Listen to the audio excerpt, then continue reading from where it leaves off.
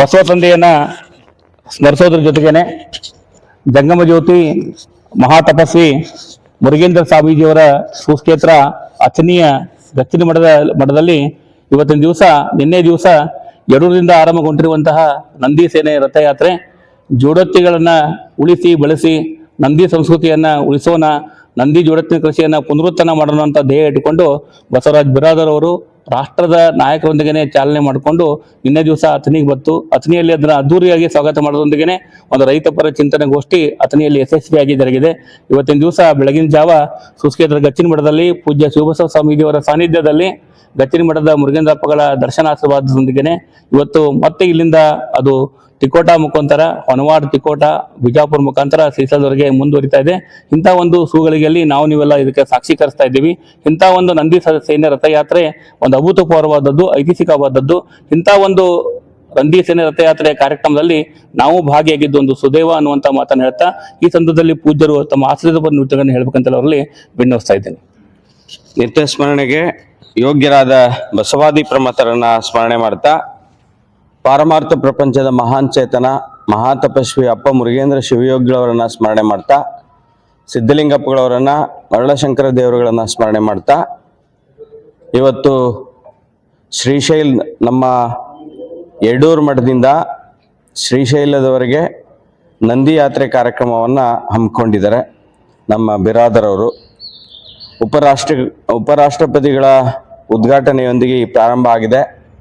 ಶ್ರೀಶೈಲದವರೆಗೆ ನಮ್ಮ ದೇಶದ ಬೆನ್ನೆಲುಬು ಅಂದರೆ ರೈತ ಸರ್ವತೋಮುಖವಾಗಿ ಅಭಿವೃದ್ಧಿ ಆದರೆ ದೇಶ ಸುಭಿಕ್ಷ ಆಗುತ್ತೆ. ರೈತರಿಗೆ ನಿಜವಾದ ಆಧಾರ ಸ್ತಂಭ ಅಂದರೆ ನಂದಿಗಳು, ಎತ್ತು. ಆ ಎತ್ತುಗಳು ನಮ್ಮ ಭೂಮಿಯನ್ನು ಹಸನ ಮಾಡುವುದರ ಮೂಲಕವಾಗಿ ರೈತರ ಬದುಕನ್ನು, ದೇಶದ ಬದುಕನ್ನು ಹಸನ ಮಾಡುವಂಥ ಶಕ್ತಿ ನಂದಿಗಿದೆ. ಇವತ್ತು ಜಾನುವಾರುಗಳು ದಿನದಿಂದ ದಿನಕ್ಕೆ ಮರೆ ಆಗ್ತಾ ಇದ್ದಾವೆ. ಜಾನುವಾರುಗಳು ಮರೆ ಆದಂತೆ ಭೂಮಿ ಬರಡಾಗ್ತದೆ.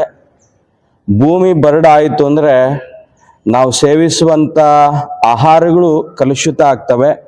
ಇವೆಲ್ಲವೂ ಕೂಡ ಒಂದಕ್ಕೊಂದು ಅವಲಂಬಿತ ಆಗಿರೋದ್ರಿಂದ ಹೊರಗಿನ ಪ್ರಕೃತಿ ನಮ್ಮ ಪ್ರಕೃತಿ ಸಮತೋಲನ ಆಗಬೇಕು, ಸದೃಢ ಆಗಬೇಕು ಅಂದರೆ ನಮ್ಮ ದೇಶಿ ತಳಿಗಳನ್ನು, ನಂದಿ ತಳಿಗಳನ್ನು ಉಳಿಸಿ ನಮ್ಮ ಕೃಷಿ ಪರಂಪರೆಯನ್ನು ಇನ್ನೂ ಸದೃಢ ಮಾಡಿದರೆ ದೇಶ ಸದೃಢ ಆಗ್ತದೆ. ಇವತ್ತು ಆಧುನಿಕತೆ ಬೆಳೆದಂತೆ ಆಧುನಿಕ ಉಪಕರಣಗಳನ್ನು ಬಳಸೋದು ತಪ್ಪಲ್ಲ. ಆ ಆಧುನಿಕ ಉಪಕರಣಗಳ ನೆಪದಲ್ಲಿ ನಮ್ಮ ದೇಶೀಯ ತಳಿಗಳನ್ನು, ಜಾನುವಾರುಗಳನ್ನು ಕಳ್ಕೊಳ್ಳೋದು ನಮ್ಮ ತನವನ್ನು ಕಳ್ಕೊಂಡಂತೆ ಆಗ್ತದೆ. ಇವತ್ತು ನಮ್ಮೆಲ್ಲರ ಹೊಣೆ ನಮ್ಮ ದೇಶೀಯ ಜಾನುವಾರುಗಳನ್ನು ಉಳಿಸ್ಕೊಂಡು ಬೆಳೆಸ್ಕೊಂಡು ಮುಂದಿನ ಸಂತತಿಗೆ ಕೊಂಡೊಯ್ಯುವಂಥ ನಿಟ್ಟಿನಲ್ಲಿ ನಮ್ಮೆಲ್ಲರ ಪ್ರಯತ್ನ ಪ್ರಾಮಾಣಿಕವಾಗಿರಬೇಕು ಅನ್ನುವಂಥ ಆಶಯಗಳನ್ನು ವ್ಯಕ್ತಪಡಿಸುತ್ತಾ ಸುದೈವ ನಮ್ಮ ಬಿರಾದರ್ ಅವರು ಇಂಥ ಒಳ್ಳೆಯ ಸದುದ್ದೇಶ ಮತ್ತು ನಿಸ್ವಾರ್ಥದಿಂದ ಈ ಅಭಿಯಾನವನ್ನು ಪ್ರಾರಂಭ ಮಾಡಿದ್ದಾರೆ.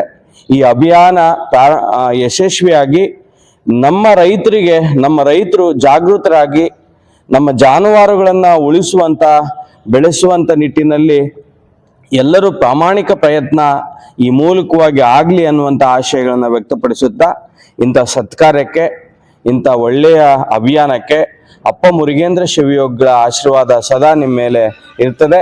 ನಮ್ಮ ಶ್ರೀಮಠದ ಸಹಕಾರನೂ ಕೂಡ ಯಾವತ್ತೂ ಕೂಡ ಇರ್ತದೆ. ಈ ಸಂದರ್ಭದಲ್ಲಿ ಬೀಳ್ಕೊಡುವಂಥ ಈ ಅಭಿಯಾನದ ಬೀಳ್ಕೊಡುವಂಥ ಸಮಾರಂಭದಲ್ಲಿ ಭಾಗವಹಿಸಿರುವಂಥ ನಮ್ಮ ಶ್ರೀಮಠದ ಎಲ್ಲ ಹಿರಿಯ ಭಕ್ತರಲ್ಲಿ ಇಲ್ಲಿ ಸೇರಿರುವಂಥ ತಮ್ಮೆಲ್ಲರಿಗೂ ಶರಣಾರ್ಥಿಗಳು. ಭಾಳ ಜವಾಬ್ದಾರಿ ನುಡಿಗಳನ್ನು ಪೂಜ್ಯರು ಹೇಳಿದರು. ಇವತ್ತು ನಂದಿ ಉಳಿವಿಗಾಗಿ ನಾವೆಲ್ಲರೂ ಜವಾಬ್ದಾರಿಪರ ಕೆಲಸಗಳನ್ನು ಮಾಡಬೇಕಾಗಿದೆ.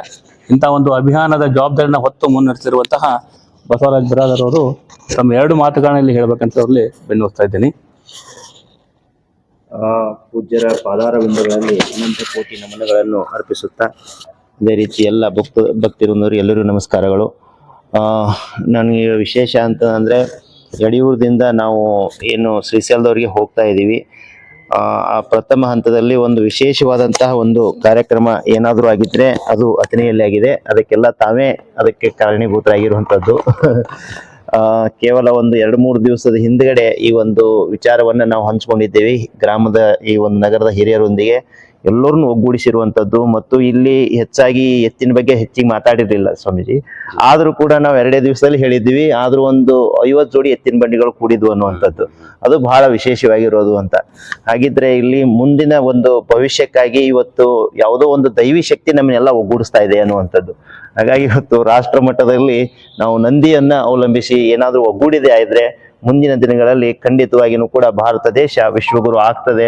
ಅದಕ್ಕೆ ಇದೆಲ್ಲಾನು ಕೂಡ ವೇದಿಕೆ ಈಗ ಸಿದ್ಧತೆ ಆಗ್ತಾ ಇದೆ ಅನ್ನುವಂಥ ನನ್ನೊಂದು ಭಾವನೆ ಇದೆ. ಹಾಗಾಗಿ ಮೂಲ ಪ್ರೇರಕ ಶಕ್ತಿಯಾಗಿ ಮತ್ತೆ ನಮ್ಮ ಜೊತೆಯಲ್ಲಿ ಕೆಲಸ ಮಾಡಕ್ ಪ್ರಾರಂಭ ಮಾಡಿದ ಇದು ಕೆಲಸಕ್ಕೆ ಮೂಲ ಶಕ್ತಿಯಾಗಿ ನಿಂತಂತವ್ರು ಪೂಜ್ಯ ಶ್ರೀ ಸಿದ್ದೇಶ್ವರ ಅಪ್ಪಾಜಿ ಅವರು.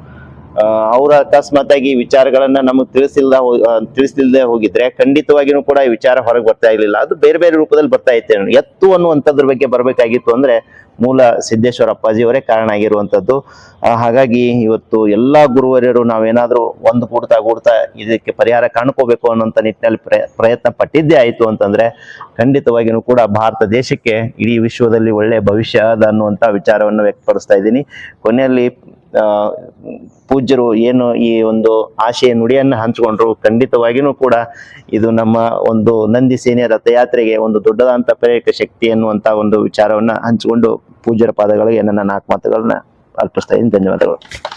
ನಾವೆಲ್ಲರೂ ಸಂತಸದಿಂದ ಆನಂದದಿಂದ ಈ ನಂದಿ ಸೇನೆ ರಥಯಾತ್ರೆ ಹೀಗೆ ಯಶಸ್ವಾಗಲಿ ಅಂತ ತಿಳ್ಕೊಂಡು ಹಾರೈಸಿ ಆಶೀರ್ವಾದ ಯಾವತ್ತು ಅವ್ರ ಜೊತೆ ಇರ್ತಾ ಅನ್ನುವಂಥ ಮಾತನ್ನ ಹೇಳ್ತಾ ಇಲ್ಲಿ ಬಿಳ್ಕೊಂಡ ಮಾತಾಡಿ ಜೋರಾಗಿ ಬಸವರಾಜ್ ಬರಾದವರು ಆ ಒಂದು ಗೋಚನೆ ಹೇಳ್ತಾರೆ. ಅದಕ್ಕೆ ನಾವು ಜೈಕಾರ ಹೇಳ್ಕೊಂಡು ರಥಯಾತ್ರೆಯನ್ನು ಮುನ್ನಡೆಸೋಣ ಅಂತೇಳಿ ಸ್ವಲ್ಪ ಕೈ ಬಿಟ್ಟು ಓಕೆ.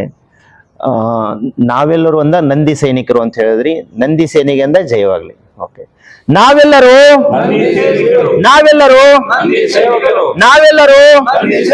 ನಂದಿ ಸೇನೆಗೆ, ನಂದಿ ಸೇನೆಗೆ, ನಂದಿ ಸೇನೆಗೆ.